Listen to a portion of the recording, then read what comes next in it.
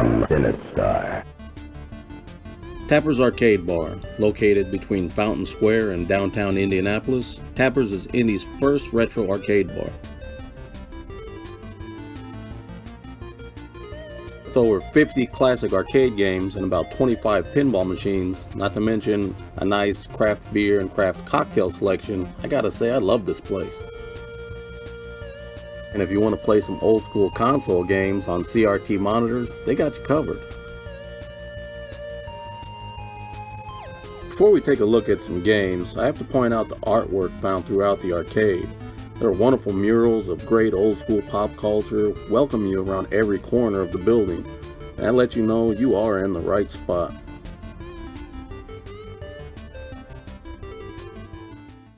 Now let's just take a quick walk around just so you can get a feel for the place.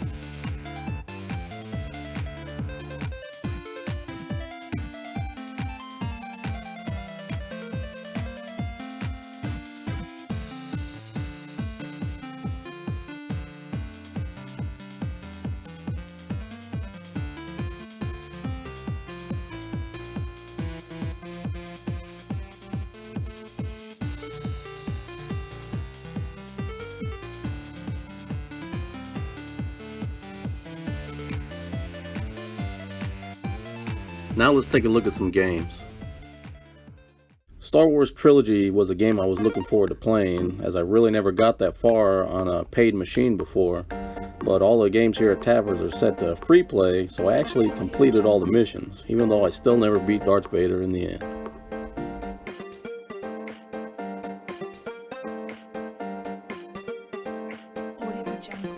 My wife joined me on this throwback to our childhood, and I gotta say, we had a great time playing these games together.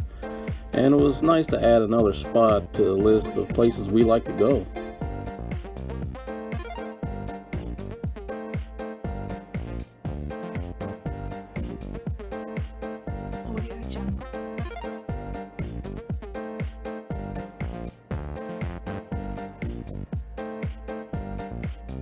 I found Altered Beast on some Japanese import cabinet, and unfortunately the joystick wasn't working, so I couldn't do anything but kick and punch and pretty much die.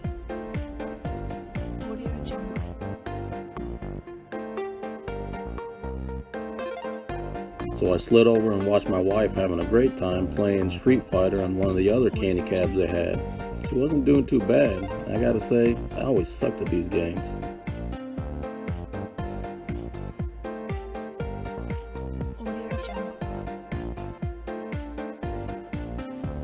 As me and my wife made our way around the arcade, playing some more well-known games, but still having a great time playing them, I did come across some games that I've never played before, never even heard of before. I love finding stuff like this. Even though they may not be the most exciting games you've ever played, sometimes you can still find some really fun games that, just not the normal thing you found in the arcade when you was a kid. Or you find a game like Dragon's Lair 2, the sequel to Dragon's Lair. And Dragon's Lair I would find once in a while when I was a kid, and I was horrible at it. I could never do hardly anything with it. I always died right away. And I got slightly farther on Dragon's Lair 2, but not that much. And then it happened. I had found the game that I had been looking for since the 5th grade. The game that I played at the corner convenience store whenever I could. Sunset Riders.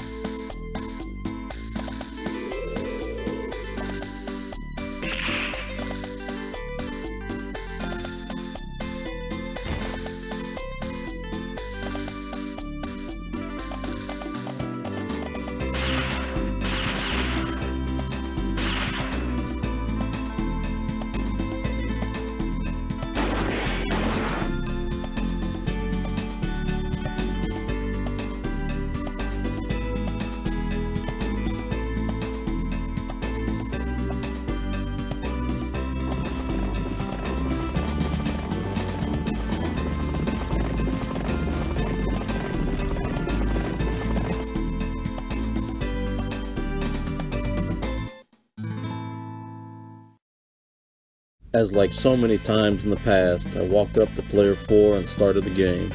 Player 4, Cormano, the shotgun-wielding Mexican rider with a fashion sense all his own. In my opinion, the only option. My wife filmed for a while just to get some gameplay on video, but soon joined me for this nostalgic ride. As we made our way through this side-scrolling run-and-gun style game, I could feel the intensity that I had once had, and the determination in my wife's face fueled my rapid-fire bursts as we pushed forward. From Old West towns, railways, and Indian Territory, we made our way from boss to bosses, and if this wasn't set to free play, we'd have spent a fortune. And out of nowhere, after a tricky boss in a fancy suit, something I never thought I'd see: the final cutscene.